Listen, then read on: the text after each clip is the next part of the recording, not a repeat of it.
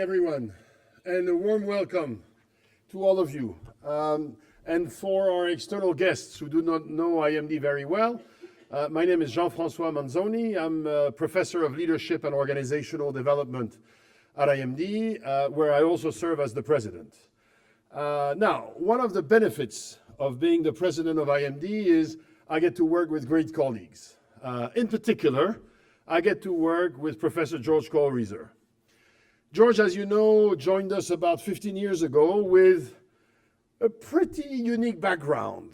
A guy shows up and says, I'm a hostage negotiator, and I teach hostage negotiation to other hostage negotiators. And I wasn't here at the time, but I'm pretty sure that initially people thought like, wow, this is going to be interesting. And it has not only been interesting, it has been, I think, revolutionary for many of us who have had a chance to work with George and attend his program. So he created this program, High Performance Leadership, and initially started with one group, and then two groups, and then three groups, and now 8 times a year for about groups of about 60 executives at a time coming from all over the world. George and his team of coaches give these 60 people an opportunity to do a reset, to reset their lives, armed with insights and concepts that they didn't have before, armed with a self-awareness and an understanding of their own functioning that they didn't have before, and also armed with a healthy dose of inspiration and encouragement to strive to be the best that they can be. This inspiration comes in part from George and from his team, and it also comes from a small number of people that George has met over the years and whom he's inviting into HPL to share their experiences and insights with the group. Tonight we're very fortunate because this week George invited Dr. Edith Eger to join him in HPL. And I understand that you participated in the program earlier this week. By the way, this is quite intimidating because tomorrow morning I'm actually teaching in HPL, so it's downhill from here. But hey, somebody has to do Thursday morning, and we've agreed it's me. And it's a great honor and a great privilege, and I enjoy it every time. So these folks that George has met, again, there's been quite a few over the years. They are folks who have enriched our community as they became associated with us, and some come only once, some come once in a while, but we are very, very fortunate that Dr. Eger has agreed to make this long trip to be with us. George will introduce her in a few minutes, and so I'm not going to go through her life, I will just say this. I am deeply grateful that you're here. We are all incredibly inspired by the little we already know about your life, and we're looking forward to your insights, some of which were very hard-earned. And also, we're also looking forward to observing and enjoying and trying to internalize your zest for life. I've only met you briefly, but the impression I had is she has an incredible zest for life. And that's joie de vivre, exactly. That's how we call it in French. So again, thank you very, very much for being with us. George, thank you very much for provoking this meeting, and we very much are grateful to you. Please give them a very warm hand of applause.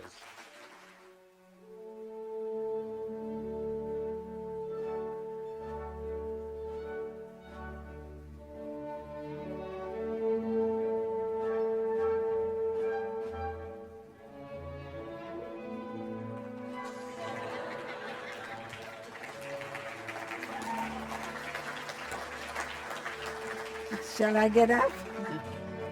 This lady hardly needs an introduction, so I'm going to keep it short so we can really engage in a beautiful dialogue tonight and your questions as well.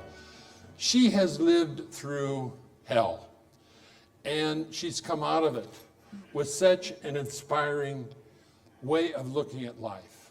She is representing that very unique attitude that your history is your history. Doesn't matter what it was. It's how you decide in the present to feel about that history. She has no bone of regret in her. She has no sense of wishing something to be different. She accepts it. And as we look at leadership, she becomes a true model of what leadership is. Leading self, leading others, and even leading organizations. And she has worked with many, many organizations around the world, including the military, the universities, the hospitals, the different war zones around the world. She has brought such an attitude about post-traumatic, what she'll call strengths, to be able to overcome whatever odds there are. And when I look at Edith in these last days of spending time with you, you can't help but be inspired. And she is living, at 91 years of age, life as an adventure.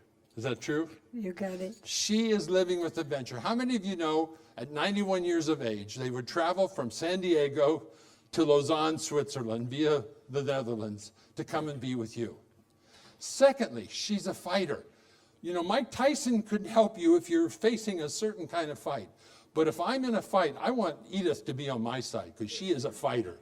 And she believes in what she does. But what's especially beautiful about her is that beauty aspect. She sees the beauty all around her, including in herself. And how many of you know people who have had tragedy, losses of all kinds, and they remain victimized? They've lost the joy of life. As a matter of fact, they become half dead. Edith is here to tell us her story of what she went through and how you can come out on the other side fully inspired and regaining the beauty of life. So I would like to invite you to give her a nice warm welcome, an IMD welcome, a Lausanne, Switzerland, a Swiss welcome to Edith, and then we're going to start the dialogue. Thank you. Thank you. Thank you. Thank you. That was a beautiful introduction. Thank you. Thank you. Thank you very much. Thank you. Thank you. So Edith, as Yes. we start this, and we'll take some time for you and I to talk and have a dialogue, and then we're going to open the floor and the communication system we have here for your questions. And we're being seen here in live streaming as well. So Edith, I'm just going to open the floor. What do you find significant about your story? And what can it teach people about how to truly live life with full joy? Well, we all have a story, but I'm not my story, because I refused to be a victim. I was victimized, and that was done to me.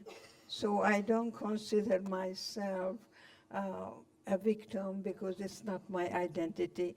I've done a great deal before Auschwitz, and I'm very fortunate that not only I survived, but I am equipped to guide others from victimization to empowerment. So I'm totally blessed. Every moment is really precious because we don't seem to appreciate what we have until we lose it, right? Beautiful. And so I think the whole idea of us being here tonight to acknowledge that life is just one day, that morning sunshine is not coming back. And I am at the evening part of my life. And when I was in the hospital a year ago, just about dying, I wrote a note to my daughter, I want to die happy. And I'm hoping that you will also make a decision and acknowledging that there'll never be another you, or you, or you. And I came to celebrate that special, one-of-a-kind diamond, because many people can do what you can do, but not the way you can do it. Yeah. As you look back at your experience in Yes. Auschwitz, I was crying buckets already when I heard the Blue Danube, and I wanted to was dance for significant? you. Those of you who came in and you heard the Blue Danube, this Danube. was a very special song to Edie, and she was very touched. Can you share why that song was so special? when I arrived in Auschwitz, May 1944, and when I was taken from the cattle car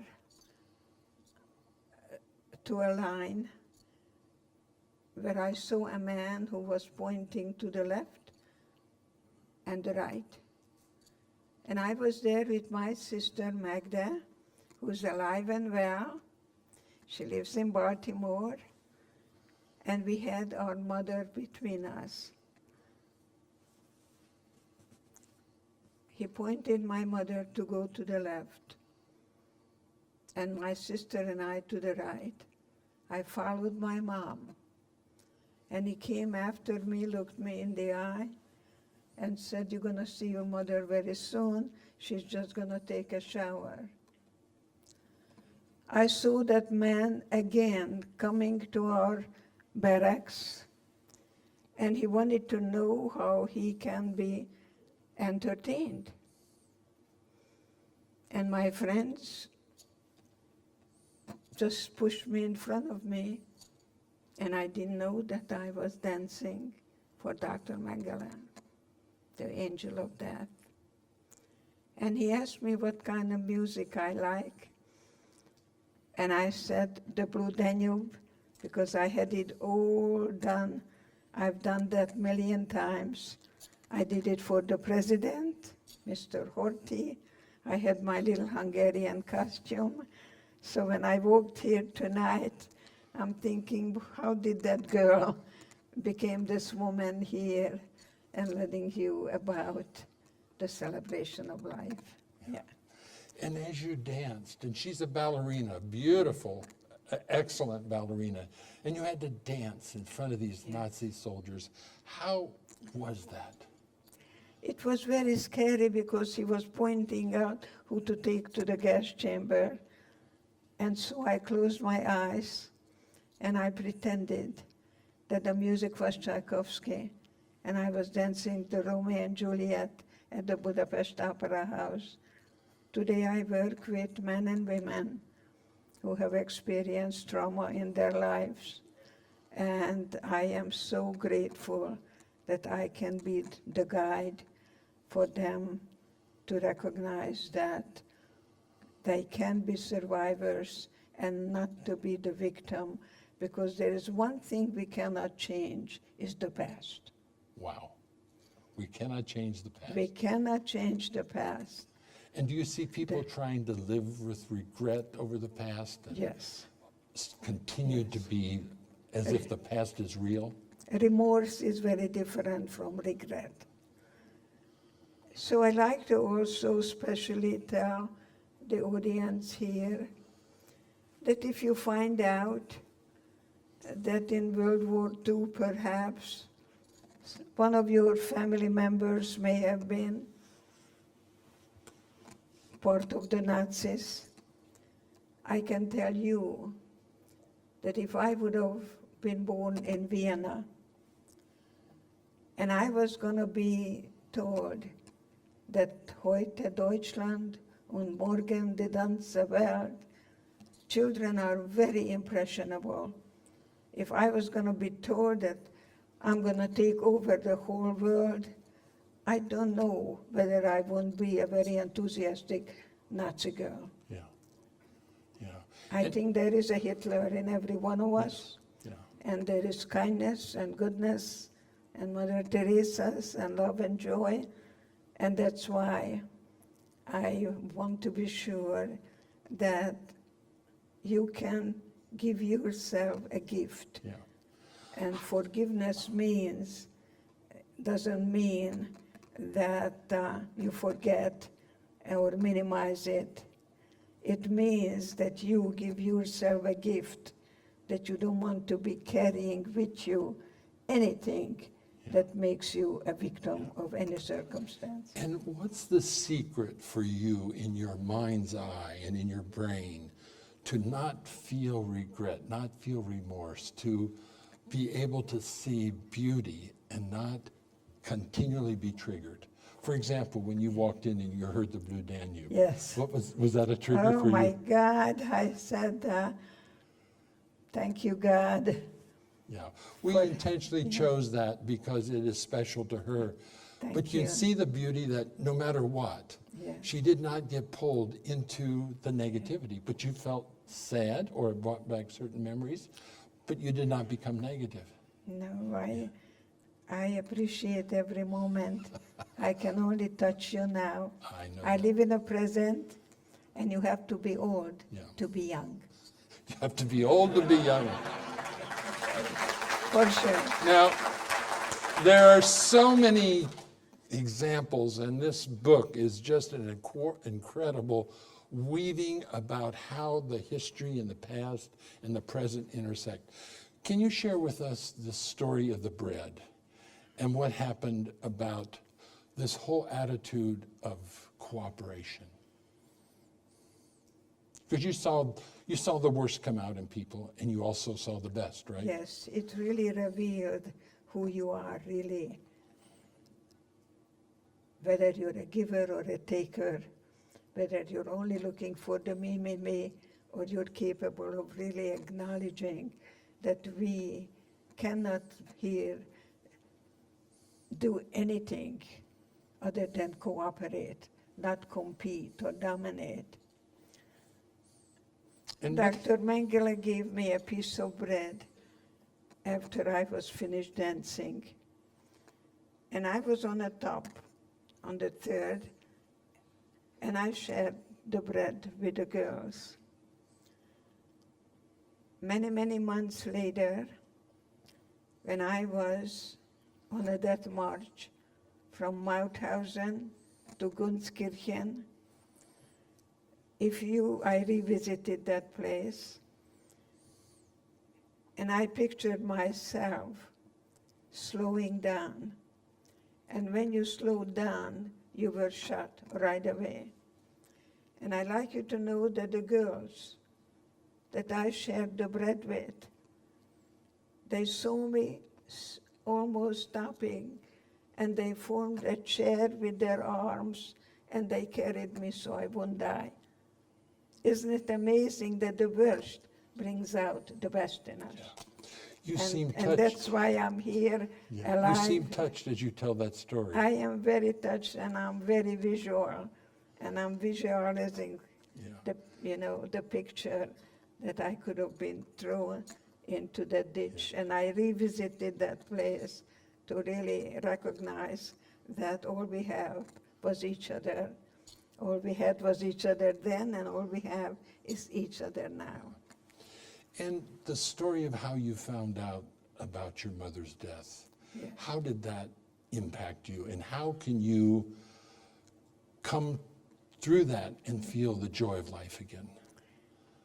When we were separated, anybody over 40 and under 14 were automatically taken to the gas chamber.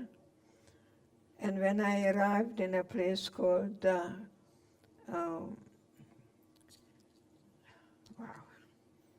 It was a place. when we were separated, I asked the couple, when will I see my mother? And she pointed at the chimney. Fire was coming out of the chimney. And she said, you better think of your mother in past tense because she's burning there. So the question, I like to go from there and then to the here and now. Because it doesn't matter what happened to me, it's what I did with that. And so I began to really start praying, and my sister Magda hugged me, and she said, the spirit never dies. And that is very true. And my mom's spirit is here with me, who told me in the cattle car, we don't know where we're going. We don't know what's going to happen. Just remember, no one takes away from you what you put here in your own mind. So when I speak at schools, I beg the children to be in the present with the teacher. I'm also a teacher myself. and beg them not to play with their little iPhone and wonder about what they're going to do after class, to stay in the present and stay in school, because the longer you stay in school, more doors open up for you. So that was a powerful message from your mother. My That they can mom's take everything, but they can't take. can't take away, and that's exactly what happened. Everything was taken away from me, but I had my mind, and I had my sister. Does your mother deserve a round of applause for that? Oh my God.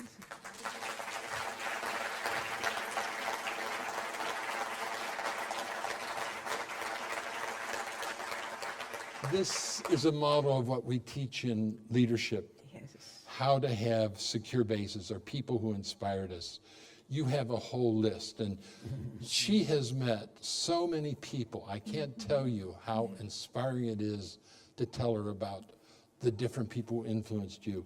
But one especial is Viktor Frankl. Viktor You want to Frankl. share, because I think most people here would know I was him. I was handed a book,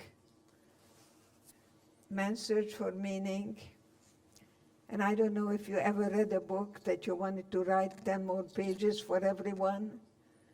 I didn't have the verbal capacity, and I didn't know how to tell you I was in Auschwitz when I came to America, because I wanted to speak English without an accent. I wanted to be a true Yankee Doodle dandy. And I totally went underground and ran away.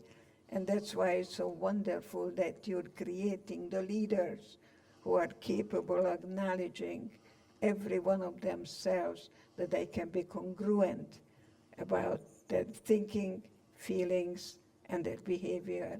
So I congratulate you for doing that. Well, good. Thank you. Yes, you're You welcome. have a very special way of thinking about healing.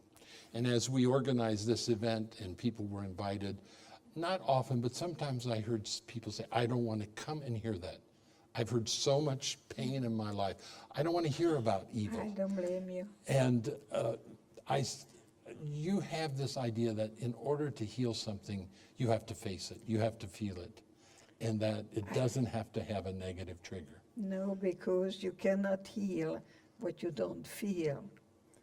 It's all about grief, from victimization to empowerment, from darkness to light. I like movement and not to get stuck, just going through the valley of the shadow of death, but don't get stuck in there. Yeah. You can get addicted to anger and be against rather than being for something. And so I hope that everyone is a good mommy to you, because God gave us temptation, right? Why don't you have the drink? Oh, the hell with it, life is short, right? And we have that temptation, you know why? So we can practice the freedom of choice. Yeah. And The that's chocolate is there, and it's up to me whether I'm going to reach for it or not. and that's the subject of your book, Choice. The choice. How do you think about and choose to feel about your past? And how do you feel it in the present? And many people struggle with, how could God allow such evil to happen? Not just what happened in Auschwitz and in that part of the time, but even to today. How can God allow such evil? How do you resolve that in your mind? God did not kill my parents, people did. We're not born to hate. And when you're a child, you're always going to blame something or someone. And while you blame, you're still a child. I like to be an adult, and I like to tell you that I will never forget the past. People tell me you overcame. No, I didn't. I'm walking on the cobblestones here, and I'm reminded when children were spitting at us and calling us all kinds of names. And I felt so sorry for those children that they are taught to hate. And guess what? I'm working in a military hospital, and I'm taking care of the German families who come and learn from the American military, and the little girl jumps in my lap and calls me Oma. So somehow, if you come through it, if you can survive it, you can truly be a wonderful leader of how acknowledge that hate brings more hatred, and fear will never produce love. Yeah. What do you say to people that say, well, if God is God, he has the power to influence what happens. Why does he allow evil? Well, maybe she's black. Yeah, that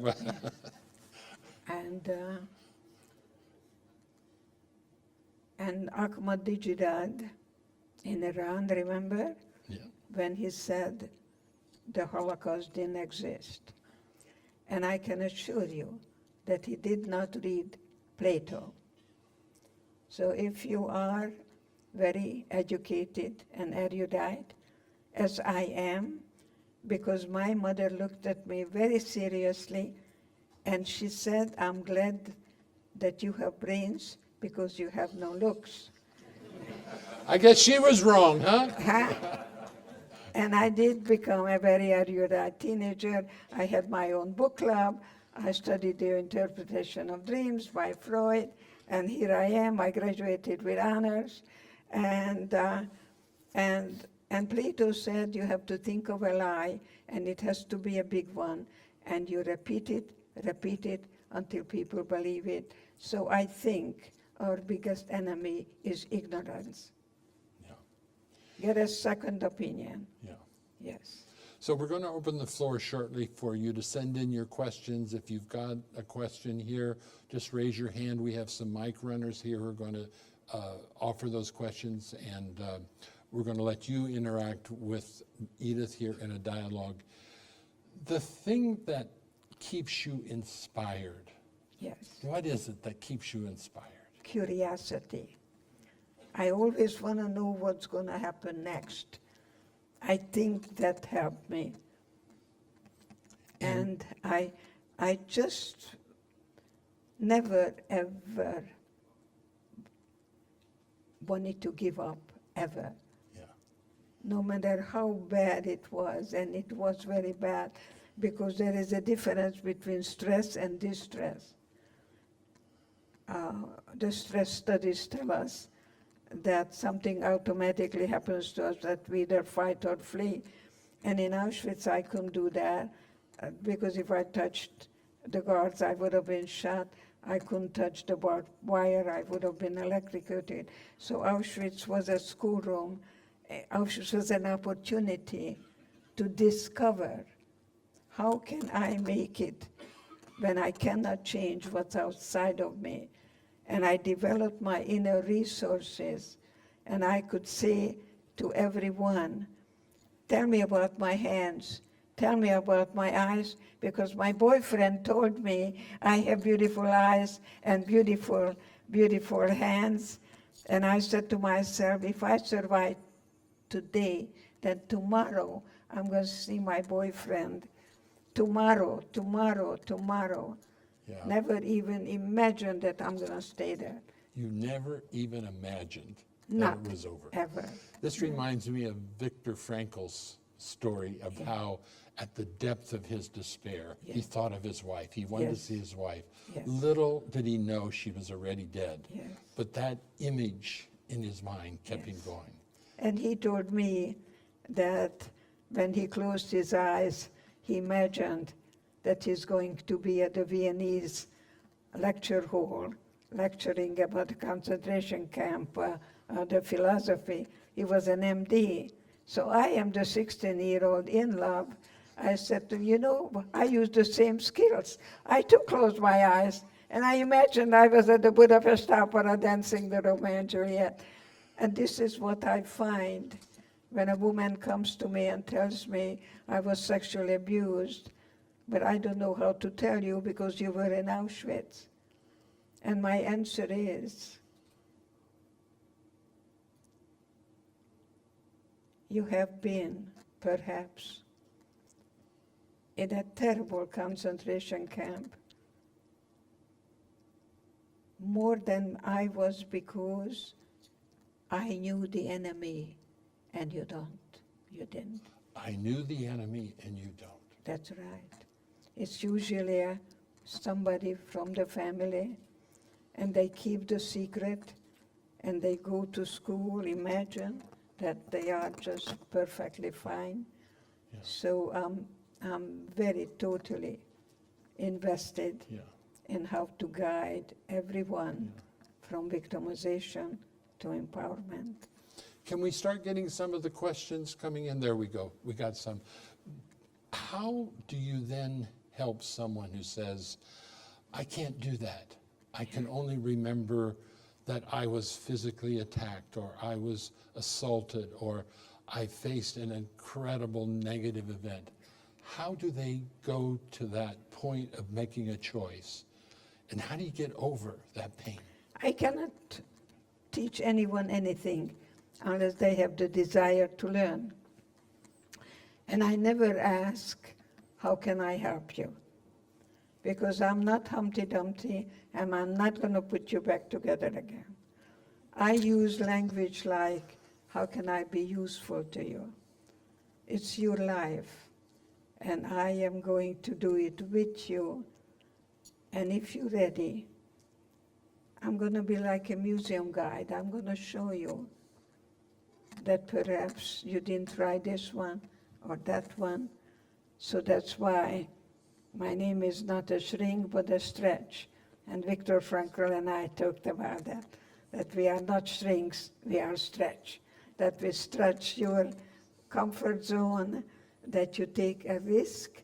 Perhaps that's the best four-letter word in the English language. So let's see that I come to you, Clarika, and I tell you that, you know, I like to get to know you, and I hope you would like to get to know me too. So you tell me, well, that's very nice, but to tell you the truth, I really don't want to have anything to do with you, really. Now, what did I do? I risk. I asked what I wanted, and I didn't get what I wanted. So you tell me which God said that I should get what I want, when I want it, how I want it, the way I want it. But I'm still better off, because now I know where I stand with you. So ask, but don't think that you're going to get everything from everyone. It doesn't happen. But you were not rejected. Yeah, people can Young easily... people, no one can reject you but you.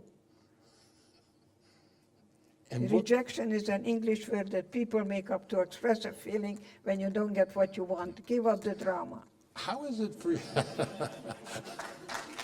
No one rejects you but you. How is it for you to experience people who are chronic complainers, I who keep are the always feeling feeling company. victimized? I keep the feeling company. The way you do that in the English language, especially if you work with a man who is coming from understanding, very academic, you know, we want to understand. That's why we call men thick-headed, you see. And I want them to get into the heart and feel the feeling. Yeah.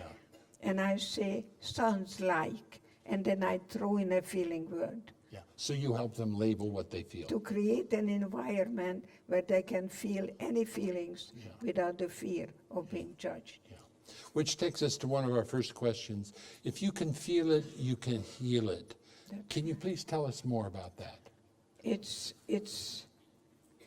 grieving, feeling, and healing. Healing is different from curing. I talk to oncologists, we work well together. They do the curing, and I know that the healing is an inside job. Yeah. And what if it's such intense grief, such intense pain? My father or my mother or a sibling committed suicide, or I was driving a car and my friend was killed and I blame myself. How do you get over that? Grief is not an overnight process. And I do borrow something from Elizabeth Kubler-Ross, because people ask me, how did you feel in Auschwitz? And all I can tell you, I was void of feelings. I was numb. So I very much relate when she says shock. I was in shock. And then denial, is it really happening to me? Yes. And anger. See, when you're angry, you want to acknowledge that underneath of anger, you have a lot of feelings. You have a lot of pain. You have a lot of pain, but most of all, you have a lot of fear. And what happens if you don't express that pain? I think the opposite of depression is expression. So I ask people to scream it out, in the car especially, rather than talking to the other guy in front of you and cursing because they're not driving the way you want them to, and to be able to acknowledge that underneath of anger is fear. And Roosevelt was right, the only thing fear is to fear itself. There is no love and with fear. No love comes out of fear. Isn't that a beautiful philosophy of life?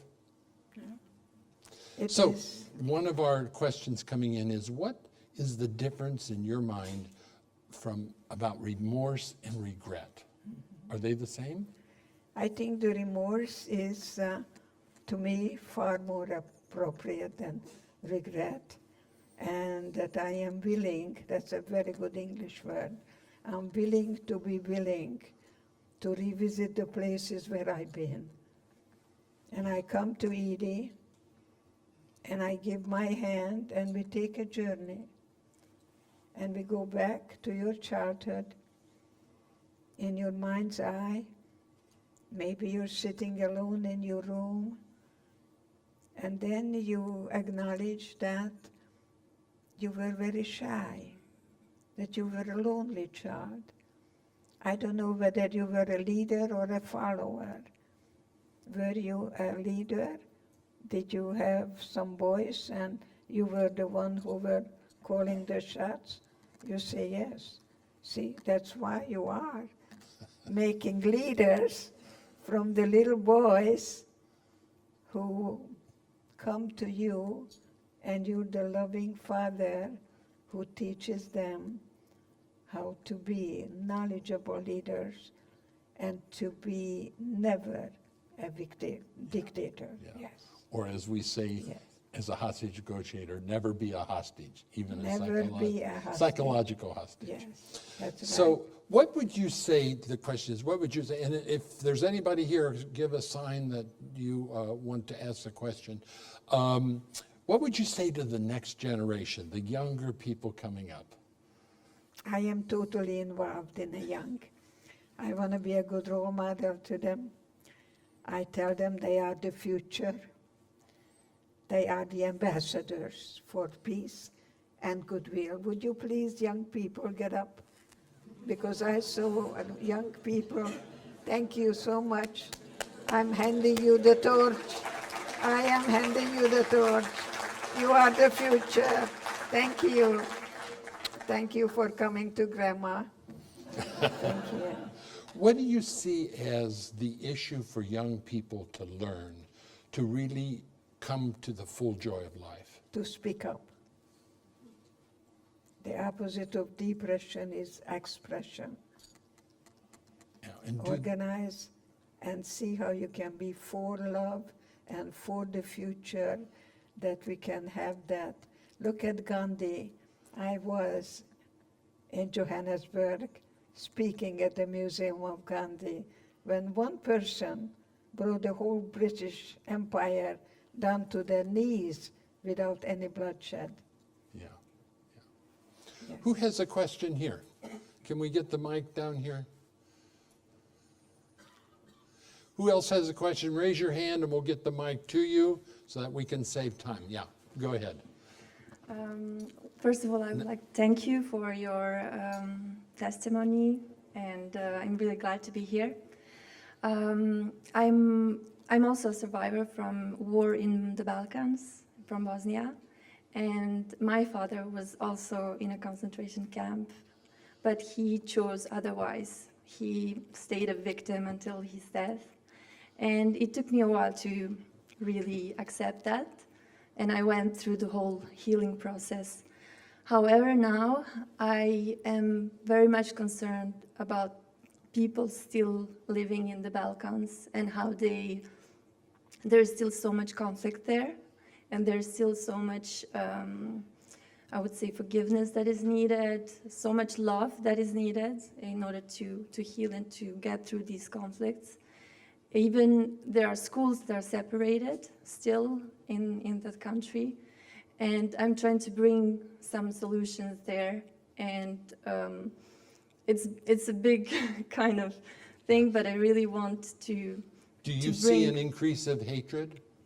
There is still hatred, a lot, and I've seen it from when I was a child, in fact. So there's a lot of young people there that are afraid that the war will start over. And what would you really like to know from Edie? What I really want to know from you, what would be your advice in approaching these people, some solutions or anything? Thank There you. is no love without hate. There is no life without death.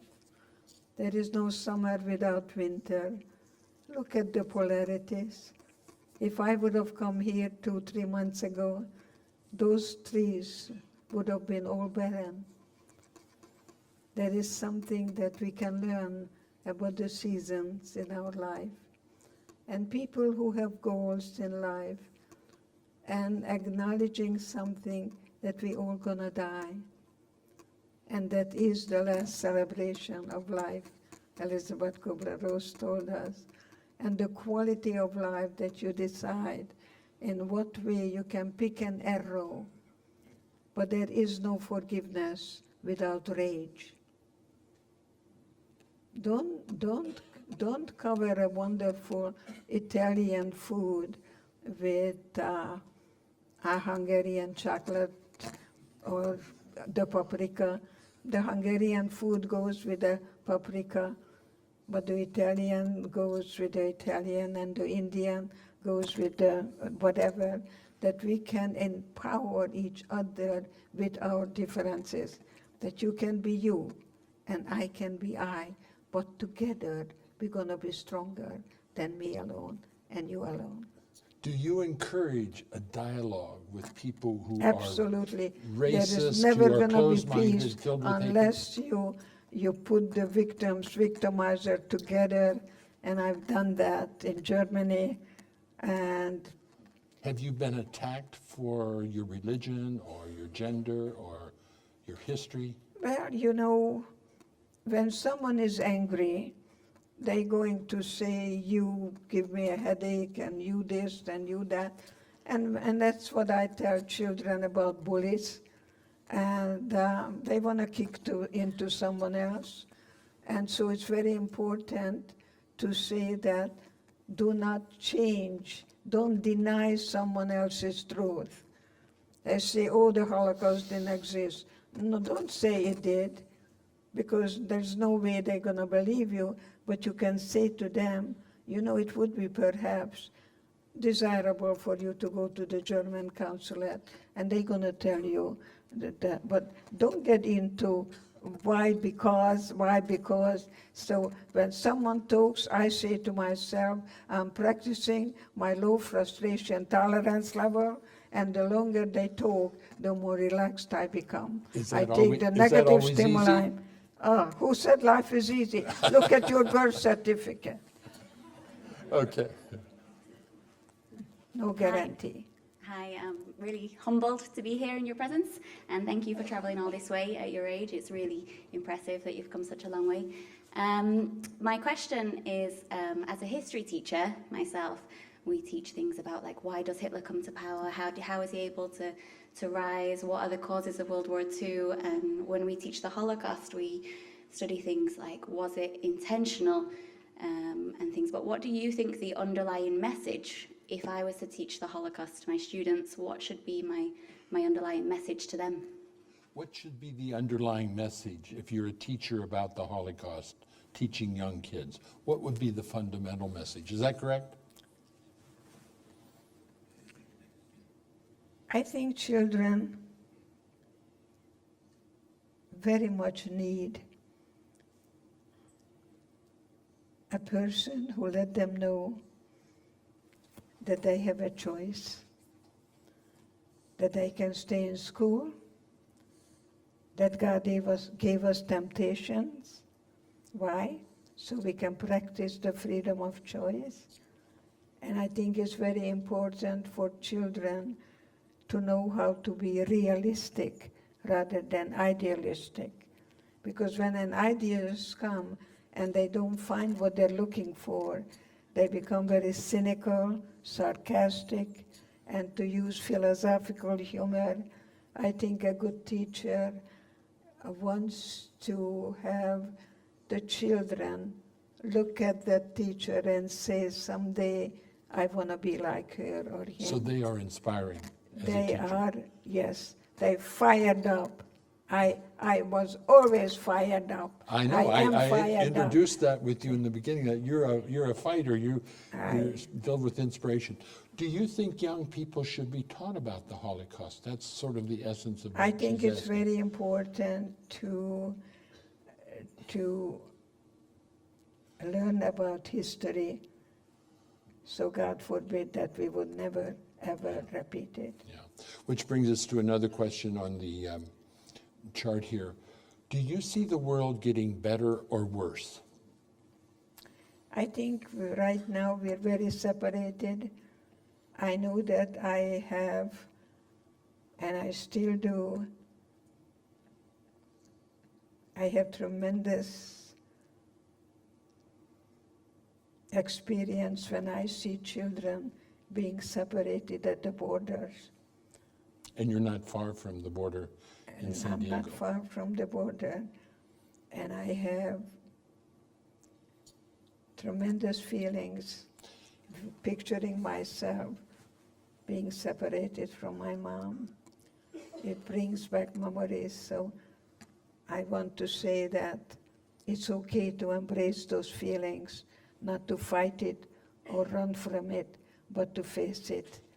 And grief will give you that you're able to feel the feelings, and grieving and feeling and healing. Yeah. That's the journey. As our dear friend and teacher Elizabeth Kubler-Ross always said, the goal of grief is to come back to gratitude, to find the joy Gratitude, again. I'm full of it. Yeah. I'm full You of have to it. feel it to go through it. Do you feel an optimism about the future or a Yes. pessimism? Oh, I am totally hoping that there will be a time when we can realize enough of that. That's not the best we can do. Yeah. That's not the best we can do. Oh, we got a lot of questions here. Okay, go ahead. I've got the mic, so I'm going to speak first. Thanks. Edith, it's great to hear your positive rephrasing of life and the positiveness that you really exhibit here of life. My question is, was that positiveness always with you even before Auschwitz? And did you see people that, as we heard, are not so positively inclined in life, that they changed through experiences, through some experiences like the Holocaust, and become positive? Or what was your experiences of mental state before and after the experiences in Auschwitz? I didn't get that question, I'm sorry. Just, do you believe that people can change their mindsets through experiences like the Holocaust? Or is it a state of mind before that How you always say? flexible do you think the mindset can be? Can people change their mind through experiences like Oh, Auschwitz? yes. I think it's Is that very it? important to acknowledge that victims are usually quite rigid.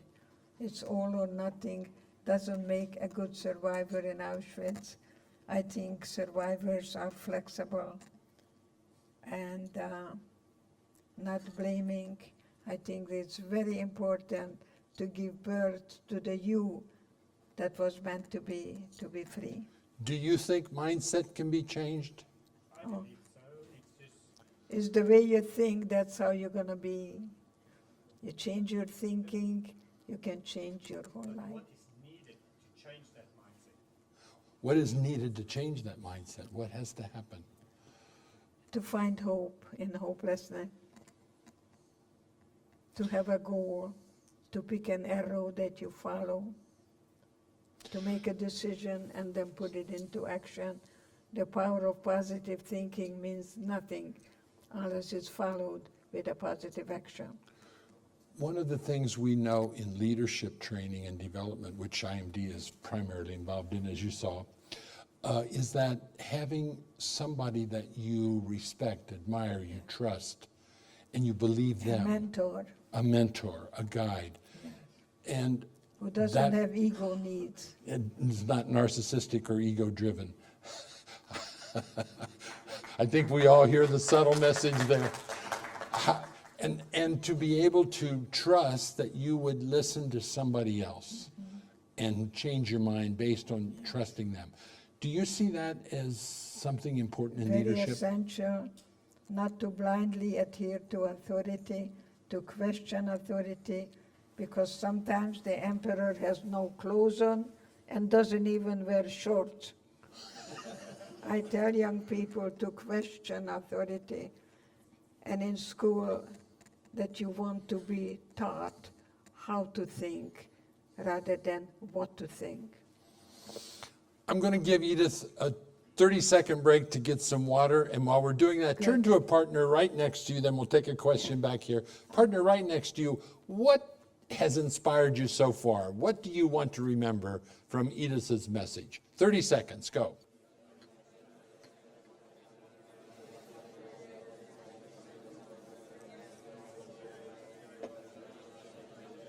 Going okay?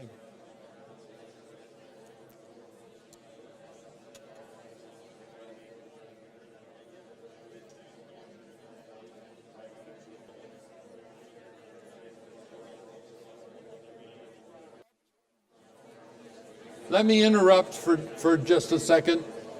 Edith stepped out for a minute. She'll be back very, very shortly. The next question is, what have you learned so far that you can apply to your life? Not just what you have understood or listened to, but what can you take and actually apply and make a change in your life? We all are driving change in ourselves, outside, etc. What have you learned that you can apply? Go. 30 seconds or a minute at the most. Go. Okay, so we're going to continue. We have about a half hour that still remains, and we have some questions here, some questions in the audience, and at the very end, I'm going to ask you to share some of the points that you are particularly taking. So we got a question over here. All right, very good. I have a Can comment. you stand up? I have a comment and a question. Good. And to let you know, I am a German, unfortunately. But I have been born in the first week of the war, and I was young enough not to feel really guilty. But George had said that you are a fighter. Fighters fight back, because otherwise they go under. So I have a very hard time, and this is a comment only, I have a very hard time to understand how you are able to do what you do, to not hate the Germans, for example, which I would totally understand if you would. So now my question, I sometimes imagine that I would be one of the guards in a concentration camp. And I imagine also that the people there did not have the choice.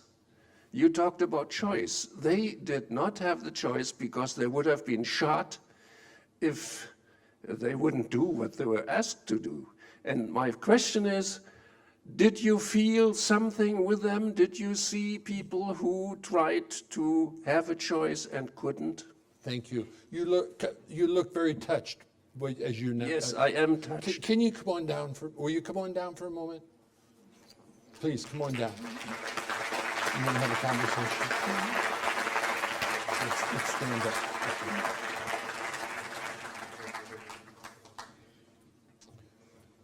Hello. Ask Edie directly.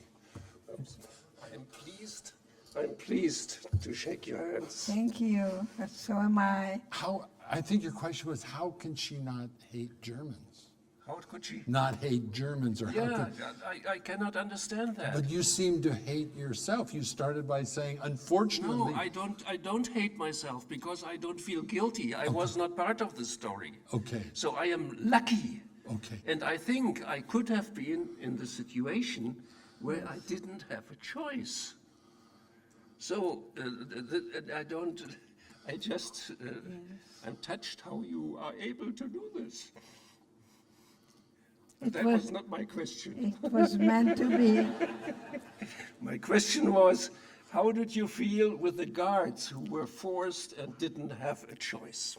I felt sorry for the guards, that they were precious children, born to love and celebrate life, and they were taught to become the Nazis, the uniform, to take children without even gassing them and throwing them to the fire. I felt really sorry for them, and I decided that they were the prisoners, not me. Great. Yes. Thank you. Anytime. Thanks for coming.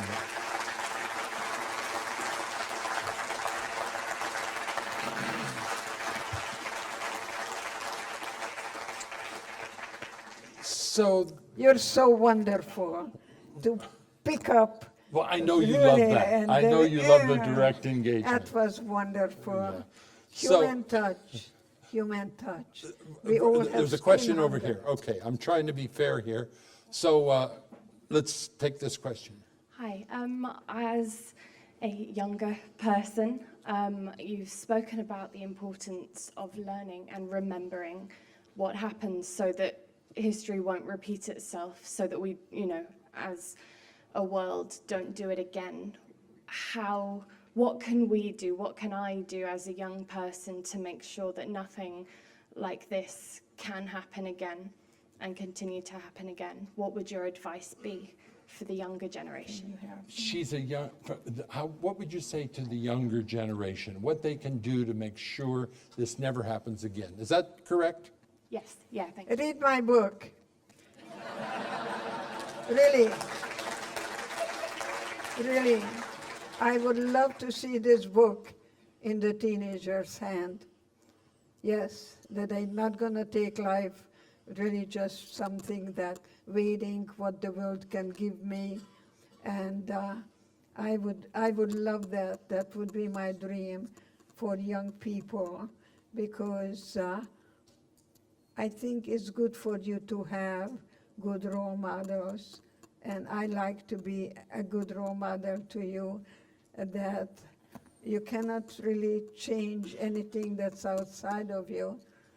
I could not change the guards when they told me that I am subhuman and I am cancer to society, and they could throw me in the gas chamber any minute.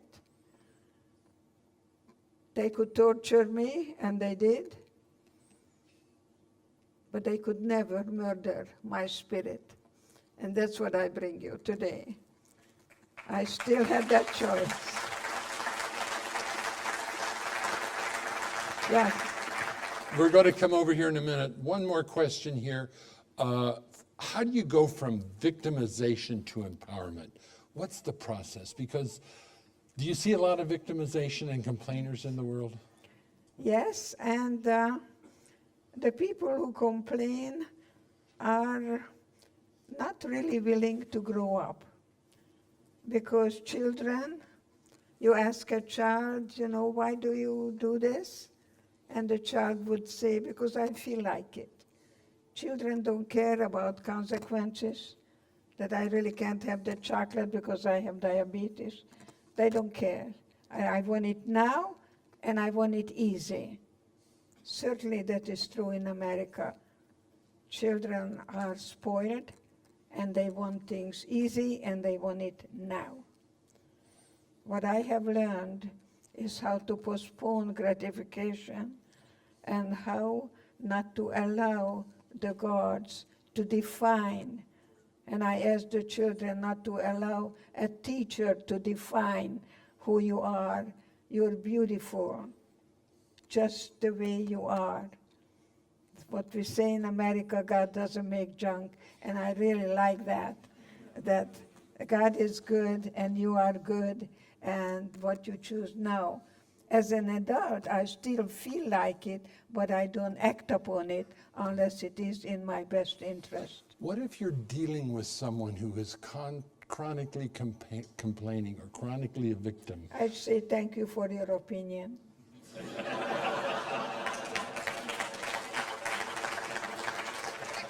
Ah, God love you, Edie. You have a question over here? Yeah, I have a comment and a question. So the comment is what you said, George, before about why God allows evil. So I think that he doesn't allow evil, he just allows people free of choice, which means that then people can choose either evil or good. So that was the comment. And the question is like, I think everybody has someone who doesn't like or hate, and even if, because I have this problem with a person, even if I think that maybe at her place I would have done the same, I cannot find a way to forgive this person. So I'm thinking like, is there something inside myself that I need to heal just to forgive this person? Okay. And how do we do that? Thank Good. you. I think what she's asking is if you are angry at someone or you're hurt or you can't forgive someone, how can you find it in you to forgive? Is that it? Is that correct? Yeah. So how can you forgive somebody you can't forgive? I don't have any godly powers to forgive anyone. I know that I want to live a full life. And if I carry anger with me, and if I seek revenge, I'm going to have a very, very short time that I feel satisfied. I told them off. Okay, you did. Forgiveness gives you the best long-term spiritual freedom. So freedom or forgiveness is for yourself.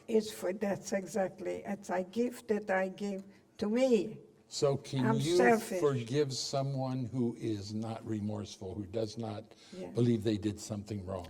Well, what I usually tell people is, especially a woman whose husband cheated. And when she tells me, I don't know if I can forgive him, what he did to me, I say very quietly, you know, honey, It's nice to hold your hand.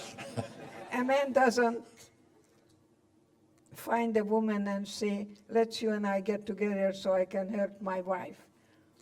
First of all, he didn't do it to you, he did it to himself. Let's just clear that one up. But, yes, but, yes, but, yes, but. And then I say, would you be so kind and repeat what I say? And she looks at me, what? And I say very quietly, I forgive myself for putting judgment on my husband. And she wants to kill me. And guess what I do? I bring in the big guns. What did Jesus say to the woman who committed adultery? See, that's what I do. Just bring. And does she still want to kill you? Now she really wants to kill me. Now But- she really wants to But kill that's a very powerful But way to... again, looking at the same thing, Yeah. I give a different Yeah. perspective. That goes back to your question, how to get to that inner negative mindset, that stubborn mindset of people who will not be open and eager to learn. I just, We have another question which ties on to this. How do you explain and believe in God? What is God for you? That question was up there, but it's gone. How, My God is the free spirit that I thank every day for being where I am. I discovered God to be my guide, who taught me how to feel sorry for the guards rather than attacking them and hating them. I am differentiating being a believing or having faith.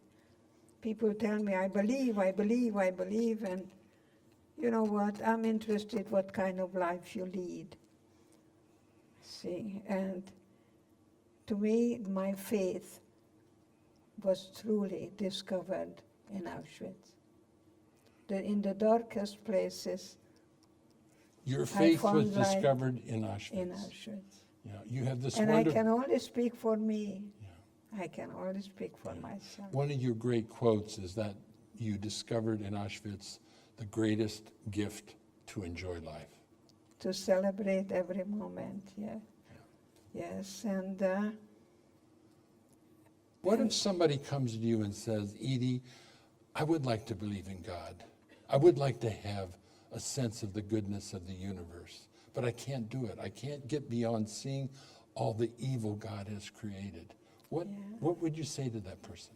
I say that God is within you. God is within you. And find that God that created you to go through life and see how you can die satisfied and not asking all the things that you could have had and you don't. And to even accept that. And I think children very much need one thing. The best thing for children is a happy marriage. I'm scared of angry men. I got a ticket for speeding. I went 40 miles an hour in a 25-mile zone. Oh, how terrible. And the police clocked, and I fainted. And you know what? There were 2 policemen, and they didn't pick me up. And I felt I was back in Auschwitz again. So that triggered. And that triggered, yes. So I actually wrote a letter to the police. I ended up consulting with the police. I'm a good consultant. The police to the chief came and said, help me? Yes, exactly, because you just don't know your customers. And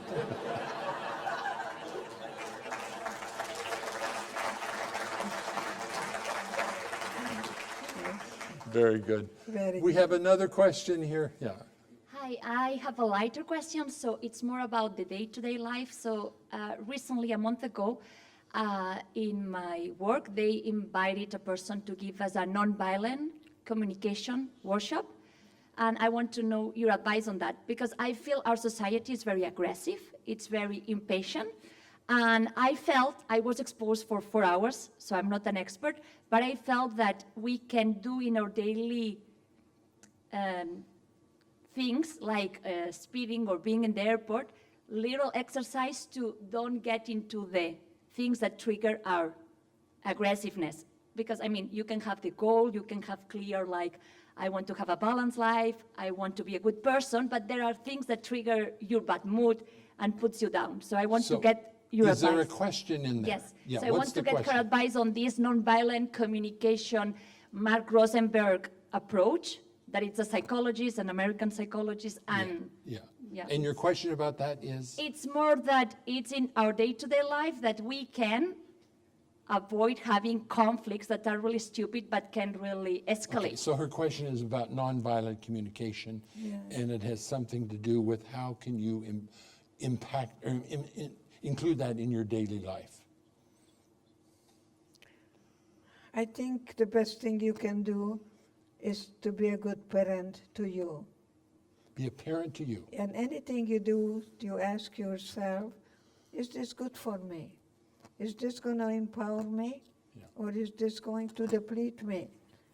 To really listen to my inner voices and my inner dialogue, I think that's very essential. It's really up to you whether you are able to have a tremendous, beautiful, congruent mind, body, and spirit. Yeah. There's a wonderful question here. How can one overcome the voice inside one's head? Perhaps the bad events that happened were somehow your fault. How can you regain your confidence after you have done something wrong? An alcoholic who kills a family because he's drunk when he's driving, or someone who has an impulsive rage and pulls out a gun and kills. How can you forget or go through the regret? You don't forget, you don't overcome, you come to terms with it. That's my cherished wound. Auschwitz. I don't run from it anymore. I consider it my duty. I owe it to my parents. And not to have any fear that, God forbid, I may use that experience to promote myself, and all the kind of self-dialogue that it was with me for many, many, many years, until I began to recognize that if not me, who will? Yeah. And when? Yeah. We both know a man named Azim from Yes. San Diego whose son was murdered by a 14-year-old gang member who has spent I 25 met the years father. in yes. prison. And Azim became a kind of father to him, forgiving him for killing his son Yes. and supporting him throughout his prison term and inviting him into joining his organization, offering him a job. You have to dig very deep in yourself to lead yourself to forgive the very person who killed your son. And his mindset, as you heard him describe, and he's been here to IMD, is that he saw two victims at both ends of the gun. So he felt compassion for Tony. And one of the things that has been so powerful is that Tony has actually developed himself tremendously as a writer and a poet while being in prison. What do you think of that? It's just not what happens, it's what we do with it. And everything in life, including Auschwitz, is an opportunity to discover something you never thought was possible. Yeah. Yes, you get empowered. Okay, we have about 10 minutes left. Go ahead. Yep. Can you stand up so we all no can? problem. I'm growing up in a society that seems much easier. Will it be possible for us to learn the same lessons you did and become as wise as you are? What was the question? I missed part of that. Can you repeat it? I'm growing up in a society that seems much easier, where everything is given to us. Will it be possible for our generation to learn the same lessons you did and become as wise as you are? So he feels you're very wise. You went through a painful experience. What about young people who don't have enough pain or don't go through enough negative experiences? Will they be able to develop that kind of wisdom you have? Is that correct? Exactly. Everything is possible if you want to, but I cannot make you want to do anything. If you have enough self-love, which is self-care, which is not narcissistic, you want to be a man. And a man doesn't feel like a man until he has a good career and a good love life. So if I were you, I would get a good career, because women like security. Love only goes so far. Show me the money. And then, so I hope you stay in school, pick up an MD, a PhD, whatever, and see to it that males are not necessarily men. And What- the man is a teacher, a role model, and the best thing, of course, this man is doing as a role model to the children to show them how he loves and adores and commits to the children's mother, his wife, his life mate. Love is not what you feel, it's what you do. How's that from Grandma? How's that from Grandma? Yeah. All right. Yeah. We have another very interesting question. You say there is no love without hate. What do you mean by that? I think God gave us the polarities that we must look at both sides. It's not all love, love, love, love. It's okay to be angry. It's okay to be angry. The question is, how long you going to hold on to it? Because if I'm angry at you, you don't suffer, I do. See? It's like taking a So poison it's- pill, huh? It's, yeah, exactly. And I want you to die. It doesn't work that way. So I think everything begins with love thy neighbor as thyself. Self-love is self-care. It's not narcissistic. So I hope you walk out from here and give yourself some rules that you can maybe postpone gratification. Even if you feel like having that drink, you know that the side effect of alcohol is depression. The side effect of cigarettes is irritability. So if you smoke and drink, you're irritable and depressed. Not much fun. So as we, Here is my preaching. yeah, no, every grandmother has that right. I have that privilege. So we're very blessed to have Edith's daughter here. Audrey, you want to come on up? Let's stand up. It's okay to stand up? Thank you. Come on. So Audrey has been here supporting Edith through the High Performance Leadership Program. So I have a question for you. What's it been like to have a mother who has survived Auschwitz and who has gone through this horrendous story? And you have two sisters, or one sister? One sister. What was it like to be her daughter? Or what is it like even now? Well, luckily, this isn't the first time it was asked. Can we, yeah. The first time I just fell apart on stage, so I'll get through it this time. Well, it's like living with a rock star right now, so that's pretty cool. But growing up, she was pretty quiet, and we really didn't talk about it. So that really wasn't what I identified as a child of an Auschwitz survivor. And I really thank her for that, because I've talked to other second generation people who I've recently met. I mean, it's unbelievable that I was really shielded from all that. And their families talked about it all the time. And so they were all very guilt-ridden, and you know, the research shows they're depressed. And I was actually at a leadership workshop once, and a woman said, well, you don't act like a second generation person. You're not depressed enough. So, you know, it's like, anyway, so I'm happy that I wasn't enmeshed in it as a kid, but I will tell you, the energy is in the room. You just don't know what it is. Have you been back to Auschwitz? No, I went to Dachau I did a semester in Copenhagen, and so I did a lot of traveling, and I went to Dachau. As you hear your mother talk about the horror, the hell she lived in, how does that affect you? Well, it's interesting.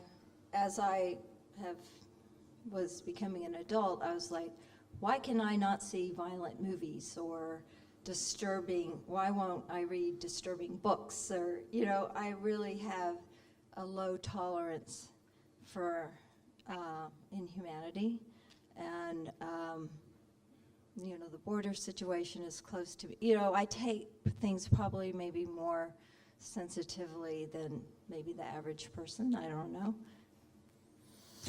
Lastly, what is it that you would want us to know about your mother that she hasn't actually spoken about here we may not know? I know you're very proud of her. What is it you want us to know about Edie? Well, she has the energy, you know, she's an Energizer bunny. She really is what you see. If I call her about maybe a problem I'm having in a work or relationship, she's always like, I know, honey, you're precious and you'll get through it. And, you know, it's always, you know, you can count on support. And that's pretty cool. So I'm pretty lucky. Does your mom deserve a round of applause? Thank you, Rita. Why don't you have a seat? Have a seat.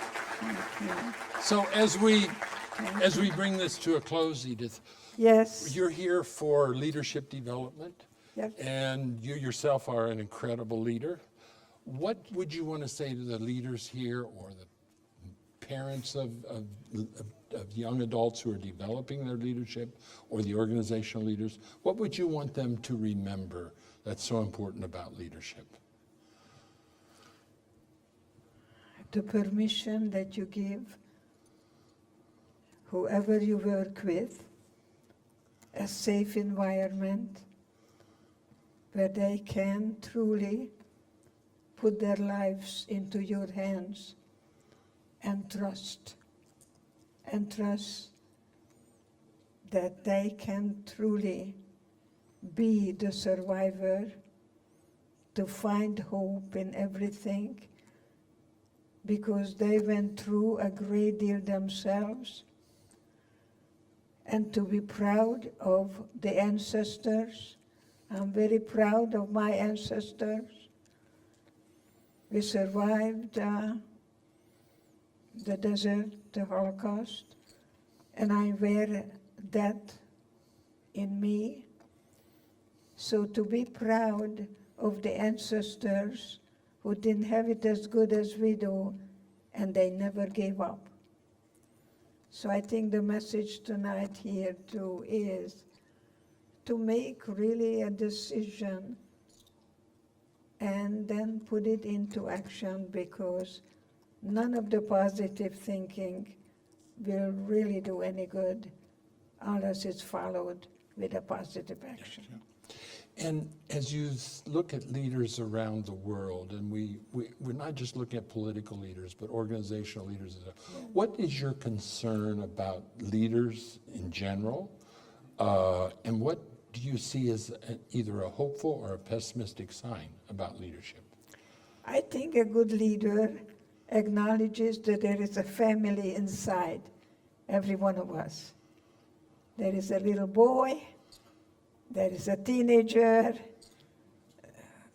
there is an adult, and then there is a good parent that you have within you that encourages, saying, yes, I am, yes, I can, yes, I will, rather than I don't want that, I don't like that, to be for something, to be for creating something, an environment to everyone that I practice every day, because people can spot a phony, especially a teenager, in no time at all. Yeah. But when I talk to teenagers and I told them, you know, you consider maybe this or that, and they say to me, yeah, it's a good idea, and I'm gonna, and they always gonna, but they never are.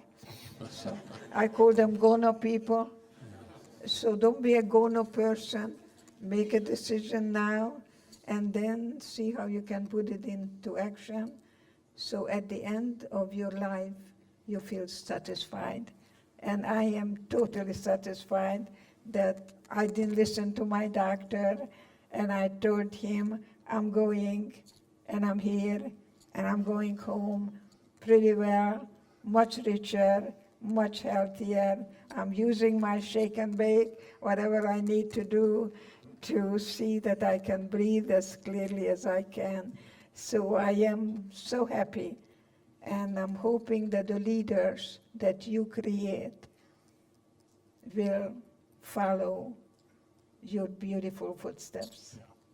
Thank Very you good. for making this whole leadership program a possibility, Well, a this is a dream. key part of IMD. We are developing We are, leaders yes. across the board. Across the board, and I want to tell you that I am blessed to sit here next to you. Bless your And heart. be You're, your too- mommy. you're very kind. Before we bring this to an end, let me just hear a few people. Let's get the mics moving. What are you taking from Edie? What do you want to say to Edie that you're taking from tonight?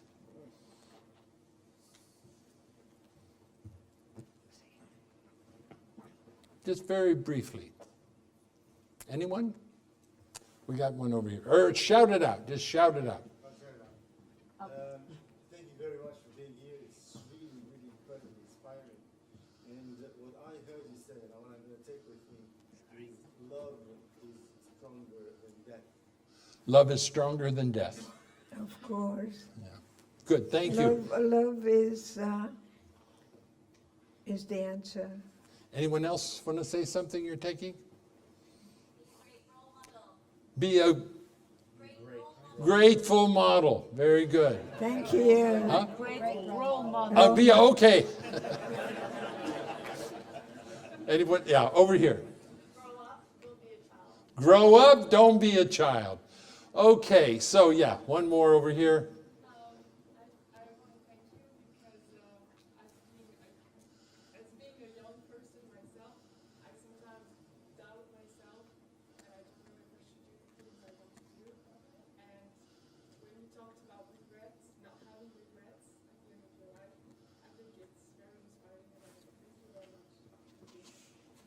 And be childlike, but not childish. Give up Okay, the childish. I saw one more hand. Last one. Was there Up another here? hand? Was there another hand over here? Last one. Okay. Stop reading happiness lecture or literature and start making a stand and act. That's what I'm taking away. Yeah. Very Kill good. the happiness literature. Very good. So let's stand up. You all want to see her do her famous kick? All right. So Edie, before we do that, on behalf of all the faculty, staff, and IMD, Yes. thank you for coming. Thank you. Traveling all the way from San Diego with oxygen. I don't know how she negotiated that, but there was oxygen that she needed that was extra. But thank you for coming. Thank That's you. really doing an And adventure. thank you for the Wiener Schnitzel.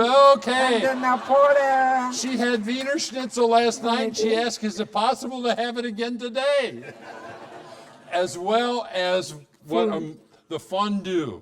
She had a true Fondue. Swiss Yes, fondue. that's right. And I'm leaving with a warm heart, and I'm hoping that you are also going to look in the mirror and say every morning, I love me, and honor yourself, because there'll never ever be another you.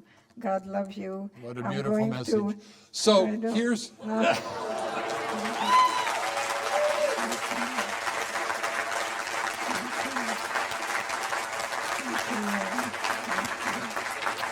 Thank you so much.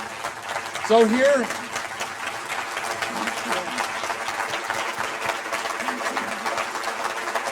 Thank you.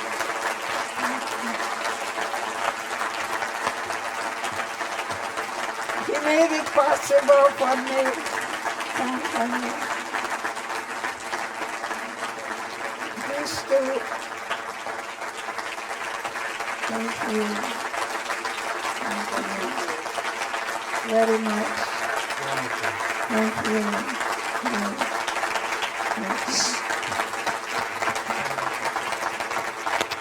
Thank you. Thank you. Come here, honey. thank you for the two of you for helping bring her. You're all going to get a copy, if you so would like, of her book, Choices, thanks to IMD, Jean-Francois. And I hope you can use what you have learned here tonight. Thank you for coming, and see you Thank sometime in you. the future. Thank you very much.